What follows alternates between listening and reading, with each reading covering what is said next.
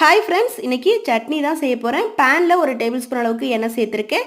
20 பல் பூண்டு சேர்த்து கொஞ்சம் நேரம் வதக்கின பிறகு ஒரு பெரிய வெங்காயத்தை நறுக்கி சேர்த்துட்டு வதக்கி விட்டுடலாம். பூண்டு வெங்காயம் ரெண்டுமே கண்ணாடி பதம் வதங்கணும். காரத்துக்கு 7 வரமிளகாய், அரை டீஸ்பூனுக்கு உப்பு சேர்த்து நல்லா கலந்து விட்டுட்டு நல்லா வதங்கி வந்ததும் ஸ்டவ்வை ஆஃப் பண்ணிவிட்டு சூடு ஆறுற வரைக்கும் அப்படியே வச்சுட்டு மிக்சி ஜாரில் சேர்த்து சின்ன நெல்லிக்காய் சைஸுக்கு புளி சேர்த்து தண்ணி எதுவும் சேர்க்க வேணாம், நல்லா மையாக அரைச்சி எடுத்துகிட்டு வந்துடலாம். இப்போ பேனில் ஒரு டேபிள் ஸ்பூன் எண்ணெய் சேர்த்து சூடானதும் அரை டீஸ்பூன் கடுகு, அரை டீஸ்பூன் உளுந்து சேர்த்து பொரிய விட்டுடலாம். ஒரு கொத்து கருவேப்பிலை சேர்த்துட்டு நம்ம அரைச்சி வச்சுருந்த சட்னியை இதில் சேர்த்து நல்லா கலந்து விடணும். 3லேருந்து 4 நிமிஷத்துக்கு நல்லா கலந்து விட்டுட்டு ஸ்டவ் ஆஃப் பண்ணிட வேண்டியதான். ரொம்பவே சூப்பரான பூண்டு சட்னி ரெடி ஆயிடுச்சு. இட்லி, தோசை, ஊத்தாப்பத்தோடு வச்சு சாப்பிடும்போது ரொம்ப சூப்பராக இருக்கும். ட்ரை பண்ணி பாருங்கள். ட்ரை பண்ணி பார்த்துட்டு வீடியோ பிடிச்சிருந்தா லைக் பண்ணுங்கள். நன்றி, வணக்கம்.